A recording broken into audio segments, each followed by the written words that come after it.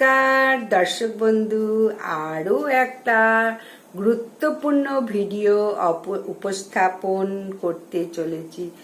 তোমাদের প্রত্যেকের সুখ শান্তি সমৃদ্ধি কামনা করে আমি আমার ব্লগটা শুরু করছি। ওং নমো ভগবতে বাসুদেবায় নমঃ।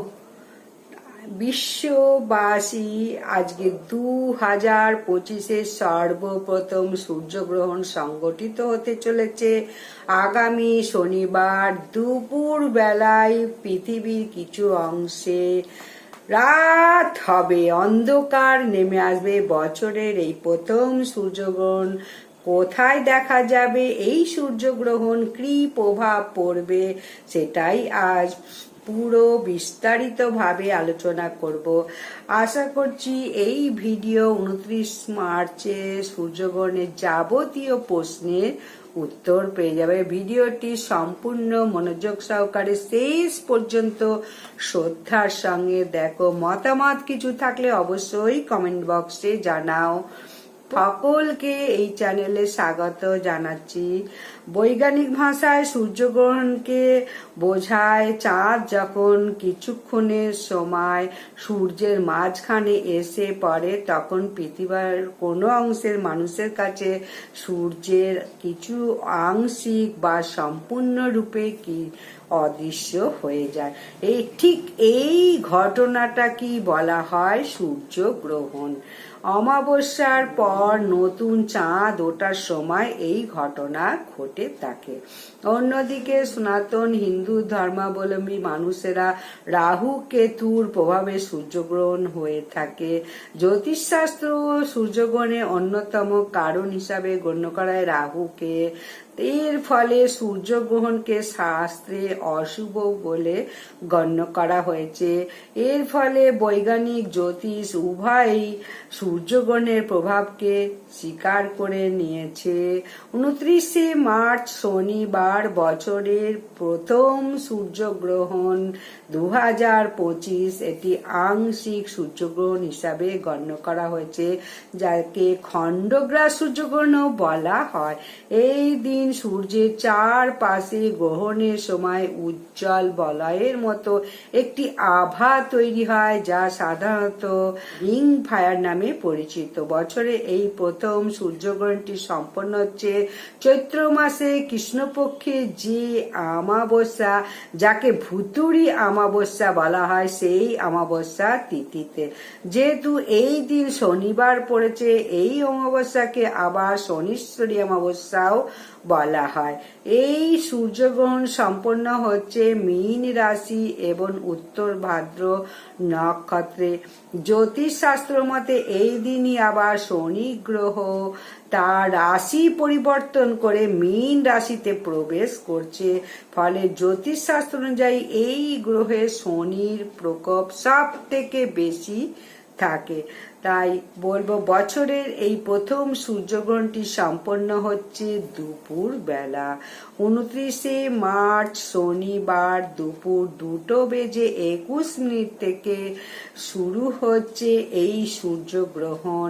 এই গ্রহণের মধ্যকালীন সময় থাকছে বিকেল 4:17 এবং এই গ্রহণের মোক্ষম অর্থাৎ গ্রহণের সমাপ্তি হচ্ছে সন্ধ্যা 6:14। এই গ্রহণের স্থিতি সময়কাল থাকছে 3 ঘন্টা 53 বছরের এই প্রথম সূর্যগ্রহণটি অবশ্যই সর্বত্র দেখা যাবে না। এই গ্রহণটি মূলত দৃশ্যমান হবে উত্তর America, Europe, Russia, Australia, New Zealand, Atlantic মহাসাগর এইগুলোতে দৃশ্যমান। ভারতবর্ষ সহ ভারতীয় উপমহাদেশ যেমন বাংলাদেশ ও নেপাল, ভুটান, পাকিস্তান এইসব অঞ্চল থেকে এই সূর্যগ্রহণ অদৃশ্য হিসাবে দেখা যাবে। অর্থাৎ এই সকল স্থানে কিন্তু সূর্যগ্রহণ দৃশ্য নয়।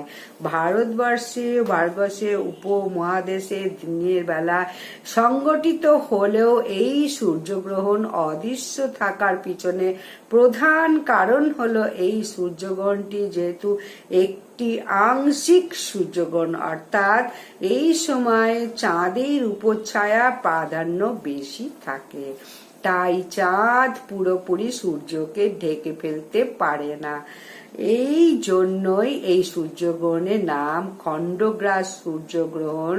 সেই কারণে এই সূর্যগ্রহণ দিনের বেলা ভারতবর্ষের সহ ভারতের উপমহাদেশে সংগঠিত হলেও এই সূর্যগ্রহণ আমাদের কাছে অদৃশ্য হিসাবেই উদীয়মান হবে। আর শাস্ত্র মতে অদৃশ্য সূর্যগ্রহণের ক্ষেত্রে কোনো সূতকাল বৈধ নয়। সূতককাল বলতে এখন বলবো সূর্যগ্রহণের পূর্ববর্তী 12 ঘন্টার সময়, পরবর্তী 12 ঘন্টার সময়, এই সময়কালকে অত্যন্ত গুরুত্বপূর্ণ সময়কাল হিসেবে গণ্য করা হয়। যেহেতু এই সূর্যগ্রহণ অদৃশ্য, তাই এই সূর্যগ্রহণের সূতককাল থাকছে না।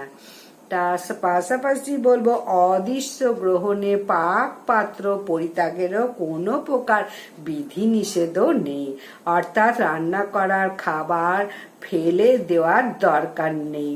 আংশিক সূর্যগ্রহণের ক্ষেত্রে সূতককাল বৈধ না হলেও সূর্যগ্রহণের যে সময়কাল, সেই সময়কালটি কিন্তু অত্যন্ত গুরুত্বপূর্ণ। এই সময়কালে সূর্যগ্রহণের যাবতীয় বিষয় মেনে চলার চেষ্টা করো। এই সময়কালে যে বিষয়টি সব থেকে বেশি গুরুত্বপূর্ণ সেটা হলো সূর্যকে খালি চোখে কখনো দেখবে না এই গ্রহণের সময়, যা চোখের জন্য অত্যন্ত ক্ষতিকর। সাধারণত চশমা দিয়েও এই সময় সূর্যকে ভুলেও দেখতে যাবে না, ক্ষতি হতে পারে। সূর্যগ্রহণে নিরাপদে দেখতে একটা বিশেষ চশমা পাওয়া যায়, বা টেলিস্কোপ বা অন্য কোনো উপযুক্ত ব্যবস্থা করে সূর্যকে দেখো। তবে আকাশ যদি মেঘলা থাকে সেক্ষেত্রে সূর্যের আলো সরাসরি চোখে না পড়লে নিরাপদে আকাশ দেখতে পারো। অন্যদিকে শাস্ত্র মতে সূর্যগ্রহণকে যেহেতু অশুভ হিসেবে গ্রহণ করা হয়, তাই এই সূর্যগ্রহণের সময় কোনো শুভ কাজ করা নিষেধ। অন্ন জল গ্রহণ করা থেকেও বিরত থাকার কথা বলা হয়েছে। খাবার ও পানীয়তে তুলসী পাতা বা গোবর দিয়ে ঢেকে রাখতে হয়। এই সময় শাস্ত্র মতে কোনো পূজা অর্চনাও করা যায় না। মন্ত্র জপ এগুলো অবশ্যই করো। গর্ভবতী মহিলাদের ক্ষেত্রে তো বলবো গ্রহণ চলাকালীন রান্না করা খাবার বা সেলাই করার কাজ বা কোনো কিছু কাটাকাটি ভুলেও করবে না। এই সময় তাদের বাড়ি থেকে বেরোনোরও পুরো নিষেধ আছে। সূর্যগ্রহণ চলাকালীন তুলসী গাছের পাতায় কখনো হাত দেবে না বা ছিঁড়বে না। এই সময় ঠাকুর ঘরের দরজা বন্ধ রাখতে হয়, ঠাকুরকেও স্পর্শ করবে না। বহুকাল ধরে এই বিষয়গুলি শাস্ত্রে মেনে চলার কথা বলা হয়েছে। এগুলো মানো বা না মানো সম্পূর্ণ নিজস্ব বিষয়। বৈজ্ঞানিক যুগে মানুষ এখন আর মানে না। বৈজ্ঞানিক ব্যাপারটা এখানে এসে যাচ্ছে।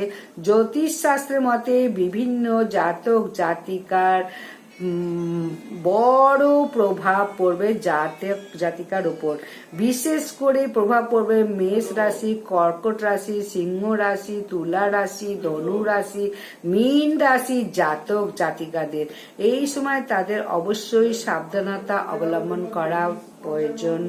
অহেতুক কোনো ঝুঁকি নেওয়ার দরকার নেই। কাজের এই সময় এড়িয়ে চলো, নিজের স্বাস্থ্যের প্রতি নজর রাখো। বছরের এই প্রথম সূর্যগ্রহণ সম্পর্কিত বিস্তারিত প্রত্যেকে জানতে পারলে যদি একটু সমৃদ্ধ হও অবশ্যই একটা লাইক করো, কমেন্ট বক্সে মতামত জানাও এবং প্রত্যেককে একটু শেয়ার করে দাও। সূর্যগ্রহণের সময় প্রত্যেক মানুষের কি কি করণীয়। তা আজকের মতো বিদায়, ততক্ষণের জন্য প্রত্যেকে ভালো থাকো, সুস্থ থাকো এই কামনা করি।